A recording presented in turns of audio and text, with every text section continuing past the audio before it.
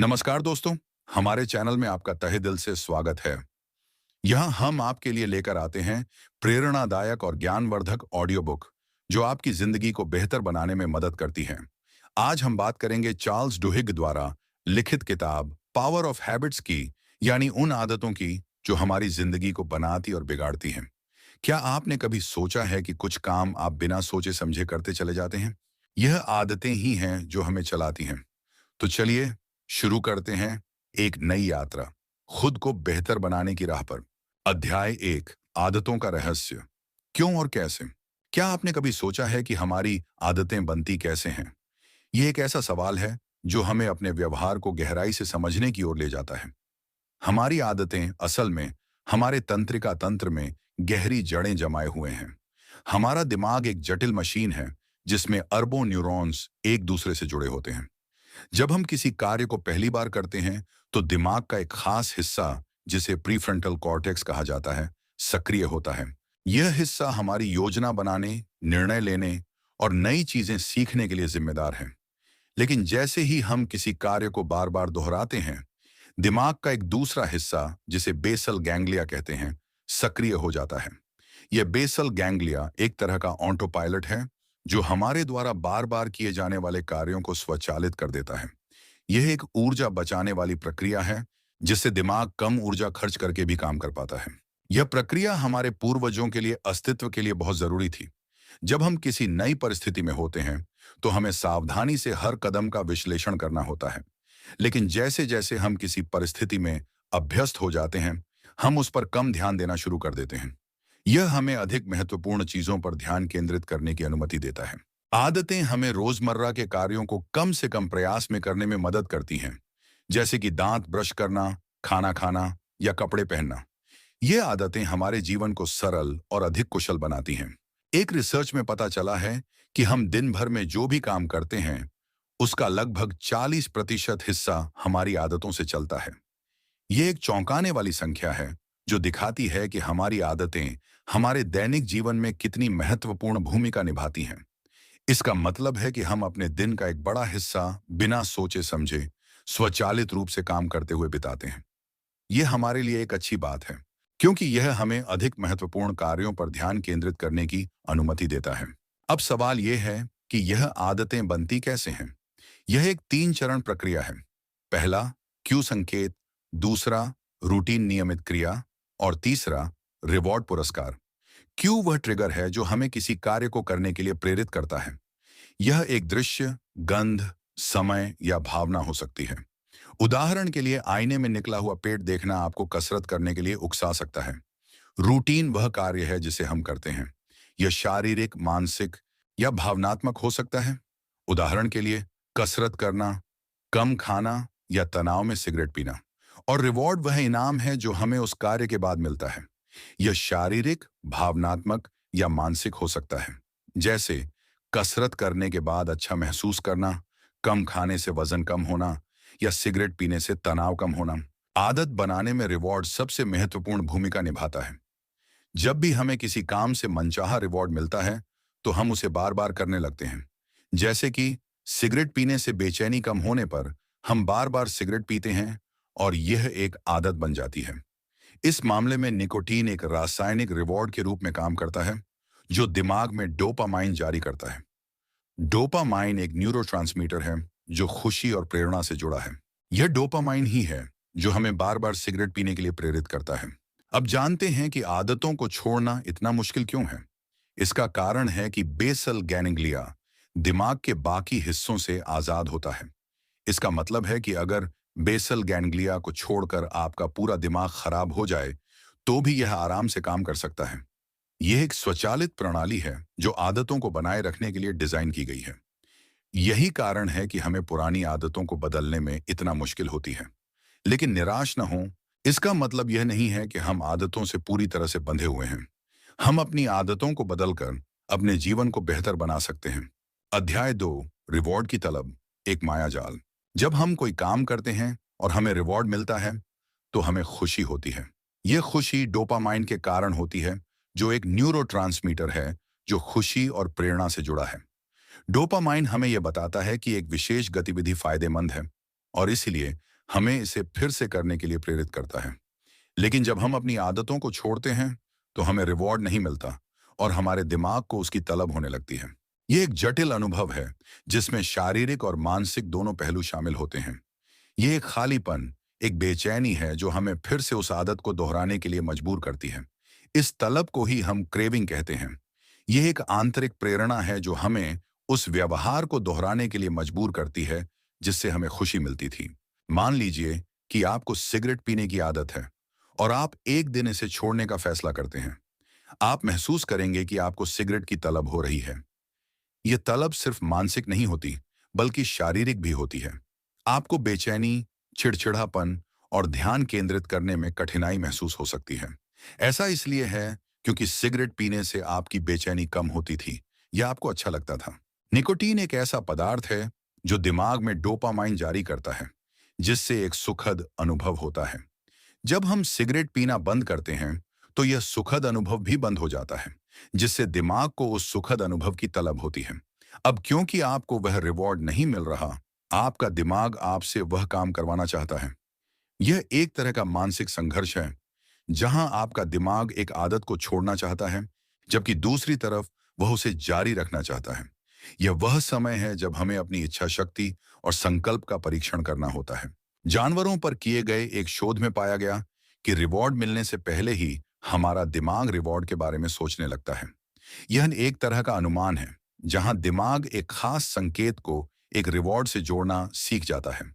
जब हमें वो संकेत मिलता है, तो दिमाग अपने आप ही रिवॉर्ड की उम्मीद करने लगता है। और जब रिवॉर्ड नहीं मिलता, तो बेचैनी बढ़ जाती है या गुस्सा आने लगता है। यह एक प्राकृतिक प्रतिक्रिया है जो हमें यह बताती है कि कुछ गलत हुआ है। यह हमें इस बात का भी संकेत देती है कि हमें उस आदत को दोहराने की आवश्यकता है। यह बात अच्छी और बुरी दोनों ही आदतों पर लागू होती है। मान लीजिए कि आपको खाना खाने के बाद फ्लॉस करने की आदत है। अगर आप एक बार फ्लॉस न करें, तो आपको बार बार लगेगा कि आपके दांत में कुछ फंसा हुआ है। यह आपके दिमाग का एक संकेत है कि आपको अपनी आदत को पूरा करना चाहिए।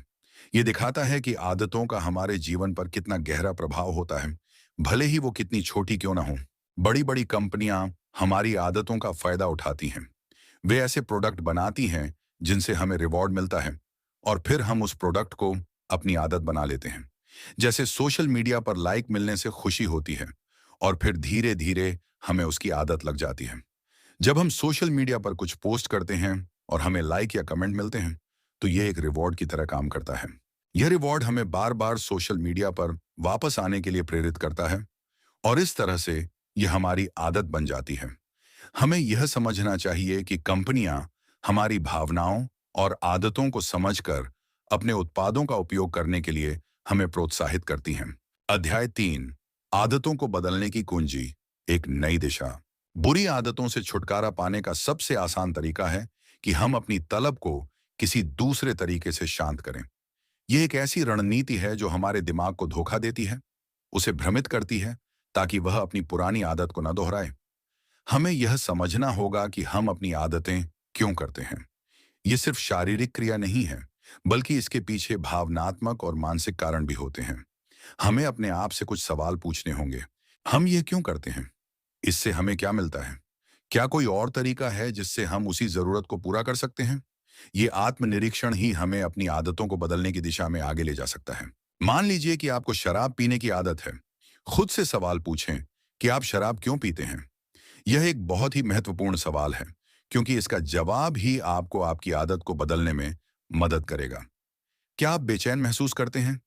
क्या आप तनाव कम करने के लिए पीते हैं? क्या आपका ब्रेकअप हुआ है, या कोई और बात है जो आपको परेशान कर रही है? आपको जिस भी वजह से शराब की जरूरत महसूस हो रही हो, आप बस उस वजह को शांत करने का कोई दूसरा तरीका ढूंढ लीजिए। यदि आप तनाव को कम करने के लिए शराब पीते हैं, तो आप व्यायाम, ध्यान या योग का प्रयास कर सकते हैं। यदि आप अकेलापन महसूस कर रहे हैं, तो आप अपने दोस्तों या परिवार के सदस्यों से बात कर सकते हैं, या किसी सामाजिक समूह में शामिल हो सकते हैं। अगर आप परेशान हैं, तो आप किसी अच्छे दोस्त से बात कर सकते हैं। इससे आपकी उलझन कम हो जाएगी और आपको शराब की तलब नहीं होगी। यह सिर्फ एक उदाहरण है, लेकिन आप किसी भी आदत के लिए इसी तरह की रणनीति का उपयोग कर सकते हैं। धीरे धीरे आप देखेंगे कि आप उस आदत से छुटकारा पा रहे हैं। यह एक लंबी प्रक्रिया है, जिसमें धैर्य और संकल्प की आवश्यकता होती है। लेकिन कभी-कभी ऐसा भी होता है कि उन आदतों के छूटने के बाद भी हमें कुछ दिन बाद उस काम को करने का मन करता है। यह इसलिए होता है क्योंकि हमारी पुरानी आदतें दिमाग में गहरी जमी होती हैं। जैसे कि अगर आपका खास दोस्त जिससे आप बातें किया करते थे, वो अब आपके संपर्क में नहीं है, या फिर आपका उससे झगड़ा हो गया, तो आपको फिर से शराब पीने की आदत पड़ सकती है। यह एक चुनौती है जिसका हमें सामना करना होगा। अक्सर ऐसा इसलिए होता है क्योंकि ऐसे हालातों में आपको लगने लगता है कि आपका साथ देने वाला कोई नहीं है, तो आप शराब को ही अपना साथी बना लेते हैं और फिर से शराब पीने लगते हैं। यह एक सामान्य मानवीय प्रतिक्रिया है, लेकिन हमें इसका मुकाबला करना सीखना होगा। तो इससे छुटकारा पाने के लिए हम क्या करें? ऐसे हालातों में आपको यह भरोसा करना होगा कि आप अकेले नहीं हैं। भगवान आपके साथ है और हमेशा ही आपके साथ रहेगा। यह आध्यात्मिक जुड़ाव हमें शक्ति और प्रेरणा प्रदान करता है। अगर आप धार्मिक बन जाएं, ध्यान करें और भगवान पर भरोसा करें, तो आपको हर हालत से लड़ने की ताकत मिलेगी। ये एक नया दृष्टिकोण है जो हमें मुश्किल परिस्थितियों का सामना करने में मदद कर सकता है। अध्याय 4, अपनी आदतों को धीरे धीरे बदलें और सफलता पाएं। आप अपनी आदतों को तुरंत नहीं बदल सकते। यह एक ऐसी बात है जिसे समझना बहुत जरूरी है। ये इसलिए क्योंकि आदतें हमारे दिमाग में तंत्रिका मार्ग बनाती हैं जो समय के साथ मजबूत होते जाते हैं। इसलिए उन्हें तुरंत बदलना आसान नहीं होता है। अगर आप कोशिश भी करते हैं, तो आदत न बदल पाने पर आप हारा हुआ महसूस करेंगे और जल्दी ही हार जाएंगे। यह एक निराशाजनक अनुभव हो सकता है जो हमें अपने प्रयासों को छोड़ने के लिए प्रेरित कर सकता है। इसलिए जरूरी है कि आप अपनी आदतों को थोड़ा थोड़ा करके बदलें। यह एक लंबी प्रक्रिया है जिसमें समय, धैर्य और दृढ़ संकल्प की आवश्यकता होती है। जब Paul O'Neill Alcoa aluminium company के सीईओ बने, तो उन्होंने अपने कर्मचारियों से कहा कि वे पहले इंडस्ट्री की साफ सफाई पर ध्यान दें और सबके लिए एक सुरक्षित माहौल तैयार करें। यह एक ऐसा उदाहरण है जो दर्शाता है कि कैसे छोटे छोटे बदलाव बड़े परिणाम दे सकते हैं। यह बदलाव कंपनी के लिए बहुत ही महत्वपूर्ण था, क्योंकि इससे कर्मचारियों का आत्मविश्वास और मनोबल बढ़ा। एल्कोआ कंपनी पहले से ही नुकसान में चल रही थी। ऐसे में जब पॉल नए सीईओ बने, तो सबको लगा कि वे कंपनी को फायदे की तरफ ले जाने के बारे में कुछ सोचेंगे। यह एक आम सोच थी, क्योंकि किसी कंपनी के सीईओ से यही उम्मीद की जाती है कि वह लाभ और वित्तीय विकास पर ध्यान देगा। लेकिन उन्होंने सारी बातों को बगल में रखकर पहले सुरक्षित वातावरण पर ध्यान दिया। यह एक साहसी निर्णय था, क्योंकि यह तात्कालिक लाभ के बजाय कर्मचारियों के कल्याण पर केंद्रित था। इससे इन्वेस्टर्स थोड़े नाराज हुए। यह एक स्वाभाविक प्रतिक्रिया थी, क्योंकि निवेशक तत्काल लाभ चाहते हैं। सबको लगा कि अब अल्का कंपनी पूरी तरह से डूब जाएगी। यह एक निराशाजनक स्थिति थी, लेकिन पॉल ने हार नहीं मानी। लेकिन ऐसा नहीं हुआ। एल्कोआ ने अगले ही साल 5 गुना ज्यादा फायदा कमाया। यह एक आश्चर्यजनक सफलता थी, जो यह दिखाती है कि सही दिशा में छोटे छोटे बदलाव भी बड़े परिणाम दे सकते हैं। ऐसा इसलिए हुआ क्योंकि आदतें सुधरने की वजह से वहां के लोगों की सोच भी सुधरी। यह एक सकारात्मक बदलाव था, जिसने कर्मचारियों को अधिक प्रेरित और उत्पादक बनाया। अब वहां के मैनेजर्स और कर्मचारी कुछ ऐसे उपाय के बारे में सोचने लगे जिससे वे एक सेफ तरीके से एल्यूमिनियम की चीजें बना सकें। यह एक सहयोगी प्रयास था, जिसने कंपनी को नई ऊंचाइयों पर पहुंचाया। इसका फायदा यह हुआ कि कंपनी धीरे धीरे फायदे की तरफ बढ़ने लगी। यह एक प्रमाण है कि कैसे सकारात्मक बदलाव एक शक्तिशाली शक्ति बन सकते हैं। इसी तरह से अगर आप अपनी छोटी छोटी आदतों पर ध्यान देंगे, तो आपको एक दिन बड़े बड़े फायदे जरूर होंगे। यह एक यौगिक प्रभाव है जो समय के साथ बढ़ता जाता है। अगर आप मोटे हैं और आपको वजन कम करना है, तो आप पूरी तरह से डाइट पर जाने और कसरत शुरू करने के बारे में मत सोचिए। यह एक मुश्किल और असंभव लक्ष्य लग सकता है। आप धीरे धीरे ही अपने खाने की आदतों को सुधारिए। यह एक सरल तरीका है जो आपको अपने लक्ष्य की तरफ ले जा सकता है। आप एक दिन फर्क महसूस करेंगे। यह एक सकारात्मक परिवर्तन है जो आपके जीवन में बहुत बड़ा बदलाव ला सकता है। अध्याय 5, अगर आपके पास इच्छा शक्ति है, तो आप कोई भी आदत अपना या छोड़ सकते हैं। अगर आप वाकई अच्छी आदत बनाना चाहते हैं, तो आप अपनी इच्छा शक्ति को मजबूत करने की आदत बनाइए।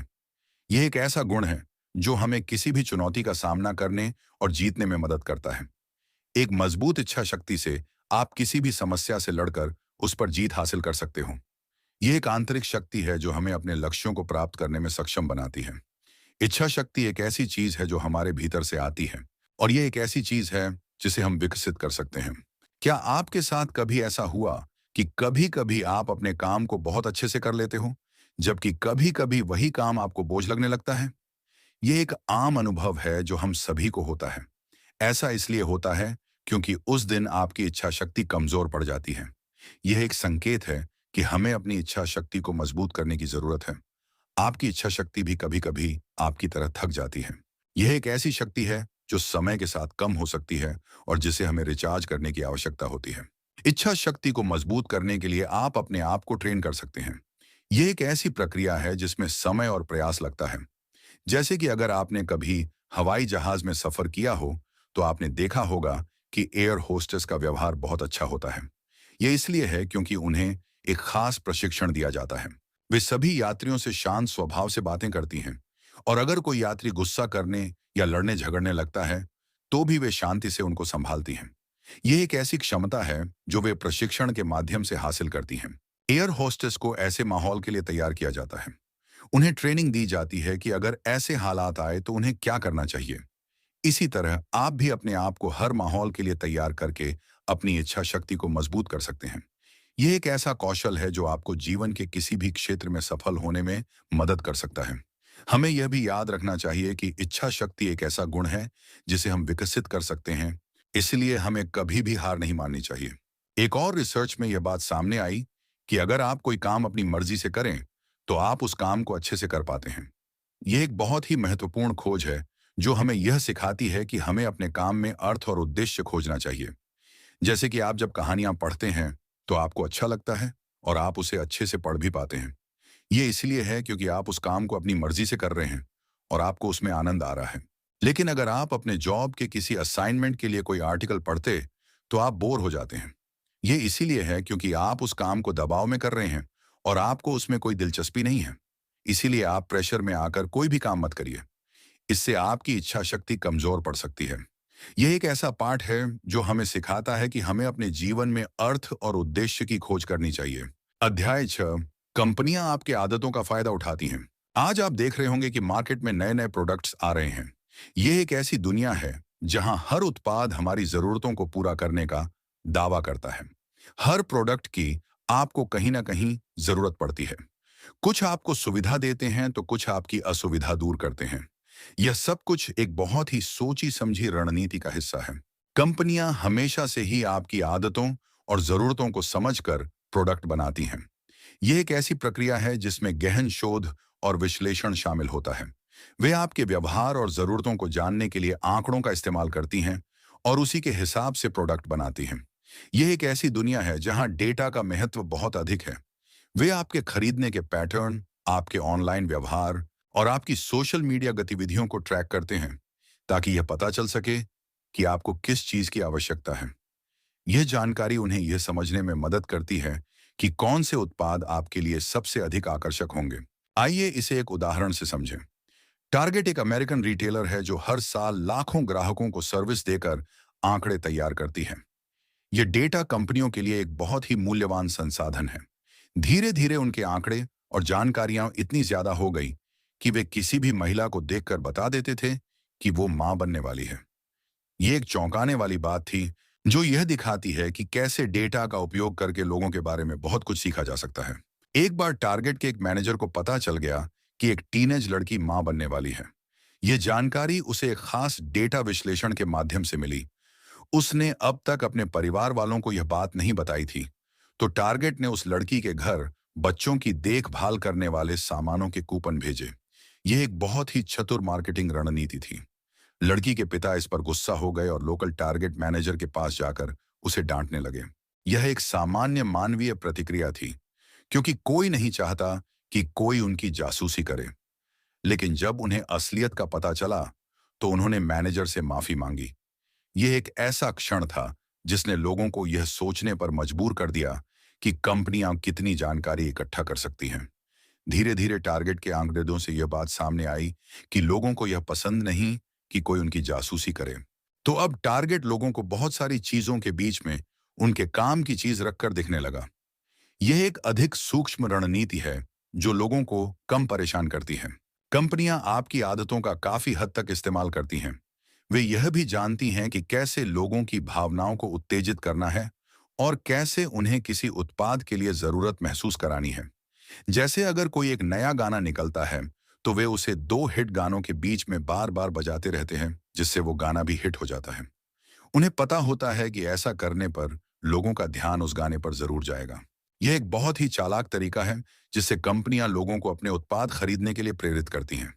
ये हमें यह याद दिलाता है कि हमें उपभोक्ता के रूप में जागरूक होना चाहिए और समझना चाहिए कि कैसे कंपनियां हमें अपने उत्पादों के लिए प्रेरित करती हैं। अध्याय 7, नए मूवमेंट की शुरुआत नई आदतों से होती है। 1955 में अमेरिका में पुलिस अधिकारियों ने एक नीग्रो महिला रोजा पार्क्स को बंद कर दिया।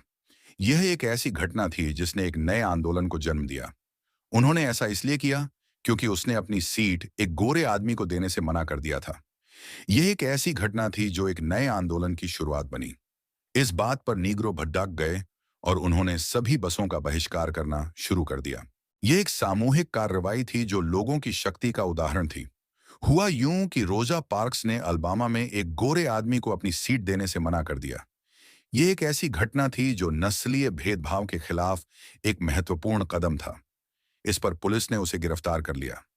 हालांकि ऐसा पहली बार नहीं हुआ था जब किसी नीग्रो को इस तरह से गिरफ्तार किया गया हो, लेकिन रोजा पार्क्स की जान पहचान बहुत दूर तक थी। वह एक जानी मानी महिला थी जो समाज में अपनी बात रखने से नहीं डरती थी।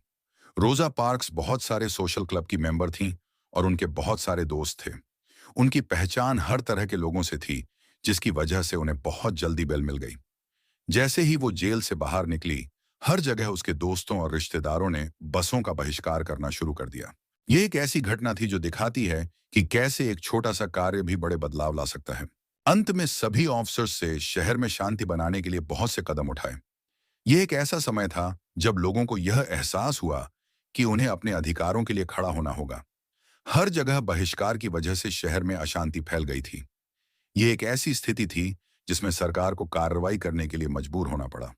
फिर मार्टिन लूथर किंग ने अपनी स्पीच में लोगों को शांतिपूर्वक अपनी बातों को रखने की सलाह दी। यह एक ऐसा भाषण था जिसने लोगों को प्रेरित किया और उन्हें एकजुट किया। फिर लोगों ने चर्च में जाकर और मीटिंग्स करके अपने अधिकारों की मांग की। यह एक ऐसा आंदोलन था जिसने समाज को हमेशा के लिए बदल दिया। इसी तरह से अमेरिका के लोगों में एक नई आदत बनी। वे लोग अब अपनी बातों को शांतिपूर्वक चर्च में मीटिंग्स बुलाकर लोगों के सामने रखने लगे। यह एक नया तरीका था जिससे लोगों को अपनी बात रखने में मदद मिली। इस नई आदत ने समाज का चेहरा बदल दिया। यह एक ऐसा उदाहरण है जो दर्शाता है कि कैसे आदतों से समाज में बदलाव लाया जा सकता है। यह हमें यह याद दिलाता है कि हमें अपने विचारों को व्यक्त करने और अपने अधिकारों के लिए लड़ने से कभी डरना नहीं चाहिए। अध्याय 8, आदतें आपके लिए खतरनाक भी साबित हो सकती हैं। हम में से कुछ लोगों की आदतें हमारे लिए बहुत खतरनाक साबित हो सकती हैं। ये एक ऐसी सच्चाई है जिसे हमें स्वीकार करना होगा। इसलिए ये जरूरी है कि हम उन आदतों को पहचानें और बदलने की कोशिश करें। ये एक ऐसी जिम्मेदारी है जो हमें अपने और अपने आसपास के लोगों के लिए उठानी चाहिए। आदतें किस तरह से खतरनाक साबित हो सकती हैं, ये हम दिए गए दो उदाहरण से समझ सकते हैं। 2008 में ब्रेन थॉमस नाम के एक शख्स ने अपनी पत्नी की चाकू से हत्या कर दी। यह एक ऐसी घटना थी जो दिखाती है कि कैसे हमारी आदतें हमारे जीवन को खतरनाक बना सकती हैं। ब्रेन को नींद में चलने की और नींद में ही दूसरे काम करने की आदत थी। यह एक ऐसी स्थिति थी जिसमें वह खुद को नियंत्रित नहीं कर सकता था। ब्रेन ने सपने में देखा कि कोई चोर उसकी पत्नी को मार रहा है। इसीलिए ब्रेन ने चाकू उठाकर उस चोर को मारना शुरू कर दिया। ये सभी काम में वो अपने सपने में कर रहा था, लेकिन असल में वो अपनी ही पत्नी को मार रहा था। यह एक ऐसी त्रासदी थी जो दिखाती है कि कैसे हमारी आदतों का हमारे जीवन पर नियंत्रण हो सकता है। अब आइए दूसरे उदाहरण पर नजर डालें। एनजी बैचमैन को कसीनो में जुआ खेलने की बुरी आदत थी। यह एक ऐसी लत थी जिसने उसके जीवन को पूरी तरह से बर्बाद कर दिया। वो पहले ही जुए में अपना घर और सारे पैसे हार चुकी थी। यह एक ऐसी कहानी थी जो हमें यह दिखाती है कि कैसे एक बुरी आदत हमें पूरी तरह से नष्ट कर सकती है। उसे जुआ खेलने की बहुत बुरी लत थी और ये बात हैराह नाम के एक आदमी को पहले से ही पता थी। हैराह ने एनजी को कसीनो में घुमाने का ऑफर दिया। यह एक बहुत ही चालाक योजना थी जो उसने एनजी को फंसाने के लिए बनाई थी। उसे पता था कि एनजी अगर एक बार कसीनो में जाएगी तो जुआ जरूर खेलेगी। हैराह ने एंजी के साथ जुआ खेलकर उसे $5 लाख के कर्ज में डुबो दिया और फिर उस पर कोर्ट में केस कर दिया। ये एक ऐसा उदाहरण है जो दिखाता है कि कैसे दूसरों का लाभ लेने के लिए हमारी कमजोरियों का उपयोग किया जा सकता है। इन दोनों ही उदाहरण में ब्रेन और एनजी अपने आदतों को काबू नहीं कर पा रहे थे। यह एक ऐसा पाठ है जो हमें यह सिखाता है कि हमें अपनी आदतों पर नियंत्रण रखना चाहिए। इसलिए ये बहुत जरूरी है कि आप अपनी बुरी आदतों पर काबू करके उनको जल्दी से जल्दी छोड़ दें। यह आपके लिए बहुत खतरनाक साबित हो सकता है। ये एक ऐसी यात्रा है जिसमें हमें अपनी कमजोरियों को पहचानना होगा और उन्हें दूर करने के लिए प्रयास करना होगा। अध्याय 9, आदतों को बनाए रखना, स्थिरता की कुंजी। हमने आदतों को बनने, टूटने और बदलने के बारे में तो बहुत बात की, लेकिन अब यह समझना भी जरूरी है कि एक बार जब हम अच्छी आदतें बना लेते हैं तो उन्हें बनाए कैसे रखा जाए। यह एक चुनौती है, क्योंकि जीवन में उतार चढ़ाव आते रहते हैं और यह हमारी आदतों को प्रभावित कर सकते हैं। आदतों को बनाए रखने की कुंजी स्थिरता है। इसका मतलब है कि हम अपनी अच्छी आदतों को लगातार करते रहें, भले ही हमें कितनी भी परेशानी क्यों ना आए। ये सुनने में आसान लग सकता है, लेकिन असलियत में इसके लिए बहुत अधिक प्रयास और संकल्प की आवश्यकता होती है। आदतों को बनाए रखने के लिए सबसे पहले हमें अपने लक्ष्यों को स्पष्ट रूप से परिभाषित करना होगा। हमें यह जानना होगा कि हम क्या हासिल करना चाहते हैं और हम अपनी आदतों को क्यों बना रहे हैं। यदि हमारे पास कोई स्पष्ट लक्ष्य नहीं है, तो हमारे लिए अपनी आदतों को बनाए रखना मुश्किल होगा। इसलिए यह जरूरी है कि हम अपने लक्ष्यों को लिखें और उन्हें नियमित रूप से देखते रहें। इसके बाद हमें अपनी आदतों को अपनी दिनचर्या में एकीकृत करना होगा। हमें अपनी आदतों को अपनी दैनिक गतिविधियों का एक हिस्सा बनाना होगा, ताकि वे स्वचालित हो जाएं। यदि हमारी आदतें हमारी दिनचर्या से अलग हैं, तो उन्हें बनाए रखना मुश्किल होगा। इसलिए हमें अपनी आदतों को अपनी दैनिक गतिविधियों में इस तरह से शामिल करना चाहिए कि वे स्वाभाविक रूप से घटित हों। उदाहरण के लिए, यदि आप रोजाना कसरत करना चाहते हैं, तो इसे सुबह उठकर या शाम को काम से आने के बाद अपनी दिनचर्या में शामिल करें। एक और महत्वपूर्ण पहलू है अपने आप को जवाबदेह ठहराना। हमें अपनी आदतों के लिए स्वयं जिम्मेदार होना होगा। इसका मतलब है कि हमें अपनी प्रगति को ट्रैक करना होगा, अपनी गलतियों से सीखना होगा और अपनी सफलताओं का जश्न मनाना होगा। यदि हम अपने आप को जवाबदेह नहीं ठहराते हैं, तो हम अपनी आदतों को बनाए रखने में असफल हो सकते हैं। इसके लिए आप एक जर्नल लिख सकते हैं, एक दोस्त को अपने लक्ष्य के बारे में बता सकते हैं या एक ऐप का उपयोग कर सकते हैं। हमें यह भी याद रखना होगा कि आदतों को बनाए रखना एक लगातार चलने वाली प्रक्रिया है। इसमें समय और प्रयास लगता है और हमें धैर्य रखने की आवश्यकता होती है। कभी कभी हम फिसल सकते हैं और अपनी बुरी आदतों में वापस जा सकते हैं, लेकिन यह ठीक है। हमें हार नहीं माननी चाहिए। हमें अपनी गलतियों से सीखना चाहिए और फिर से अपनी अच्छी आदतों की तरफ वापस जाना चाहिए। अंत में हमें अपने आप को प्रेरित रखना होगा। हमें अपनी आदतों के लाभों को याद रखना होगा और खुद को सकारात्मक तरीके से प्रेरित करना होगा। यदि हम प्रेरित नहीं हैं, तो हमारे लिए अपनी आदतों को बनाए रखना मुश्किल होगा। इसलिए हमें प्रेरणा खोजने के तरीके ढूंढने होंगे, जैसे कि किताबें पढ़ना, प्रेरणादायक लोगों से मिलना या अपने आप को कुछ इनाम देना। आदतों को बनाए रखने में समय लगता है, लेकिन यह संभव है। यदि आप अपने लक्ष्यों के प्रति समर्पित हैं और अपनी आदतों को अपनी दिनचर्या का एक हिस्सा बनाते हैं, तो आप लंबे समय तक उन्हें बनाए रख सकते हैं। याद रखें कि स्थिरता ही सफलता की कुंजी है। अध्याय 10, आदतों के साथ जीना, संतुलन और जागरूकता। अब तक हमने आदतों के बारे में बहुत कुछ जाना है, लेकिन यह भी याद रखना जरूरी है कि आदतों के साथ जीना एक संतुलित और जागरूक दृष्टिकोण की मांग करता है। यह एक ऐसा विषय है जिस पर अक्सर कम ध्यान दिया जाता है, लेकिन यह हमारे जीवन में एक महत्वपूर्ण भूमिका निभाता है। इसका मतलब है कि हमें अपनी आदतों के प्रति जागरूक रहना होगा। यह समझना होगा कि वे हमें कैसे प्रभावित करती हैं और यह भी देखना होगा कि क्या वे हमारे लिए सही हैं। यह एक लगातार चलने वाली प्रक्रिया है, जिसमें हमें अपने आप से लगातार सवाल पूछते रहना होता है। आदतों के साथ जीने का मतलब यह नहीं है कि हमें अपनी सभी बुरी आदतों को पूरी तरह से खत्म करना होगा। इसका मतलब यह है कि हमें अपने आदतों के साथ एक स्वस्थ रिश्ता बनाना होगा। हमें यह समझना होगा कि कुछ आदतें हमें खुशी देती हैं, कुछ हमें तनाव से राहत देती हैं और कुछ हमें हमारे लक्ष्यों तक पहुंचने में मदद करती हैं। हमें अपनी आदतों के बारे में खुद से सवाल करना चाहिए। क्या यह आदत मेरे लिए फायदेमंद है? क्या यह मुझे खुश करती है? क्या यह मेरे लक्ष्यों को प्राप्त करने में मेरी मदद करती है? यदि किसी आदत का उत्तर नकारात्मक है, तो हमें उसे बदलने पर विचार करना चाहिए। इसके अलावा हमें यह भी याद रखना होगा कि आदतों के बारे में कोई एक आकार सभी के लिए फिट बैठता है, नियम नहीं है। जो आदत किसी एक व्यक्ति के लिए अच्छी है, वह दूसरे के लिए बुरी हो सकती है। इसलिए हमें अपने आप को जानना होगा, अपनी जरूरतों को समझना होगा और अपनी आदतों को उस हिसाब से समायोजित करना होगा। यह एक बहुत ही व्यक्तिगत यात्रा है, जिसमें हमें खुद पर भरोसा करना होगा और अपने लिए सही रास्ता खोजना होगा। हमें यह भी समझना होगा कि आदतों में लचीलापन भी जरूरी है। जीवन में उतार चढ़ाव आते रहते हैं और हमें अपनी आदतों को परिस्थितियों के अनुसार ढालने में सक्षम होना चाहिए। यदि हम अपनी आदतों से बहुत ज्यादा बंधे हुए हैं, तो हम अपने जीवन में बदलावों का सामना नहीं कर पाएंगे। इसलिए हमें अपनी आदतों के साथ एक स्वस्थ रिश्ता बनाना चाहिए, जिसमें संतुलन और लचीलापन दोनों शामिल हों। एक और महत्वपूर्ण पहलू है दूसरों के प्रति करुणा रखना। हमें यह समझना होगा कि हर किसी की आदतें अलग होती हैं और हमें दूसरों को उनकी आदतों के लिए जज नहीं करना चाहिए। हमें यह भी याद रखना होगा कि हर कोई अपनी जिंदगी में अलग अलग चुनौतियों का सामना कर रहा है। हमें एक दूसरे का समर्थन करना चाहिए और एक दूसरे को बेहतर बनने के लिए प्रेरित करना चाहिए। अंत में हमें यह याद रखना होगा कि आदतों का जीवन एक यात्रा है, मंजिल नहीं। यह एक लगातार चलने वाली प्रक्रिया है, जिसमें हमें अपने आप को बेहतर बनाने के लिए लगातार प्रयास करते रहना होगा। हमें अपनी आदतों के बारे में जागरूक रहना चाहिए, उनसे सीखना चाहिए और हमेशा बेहतर बनने की कोशिश करनी चाहिए। आदतों के साथ जीना एक संतुलित और जागरूक दृष्टिकोण की मांग करता है।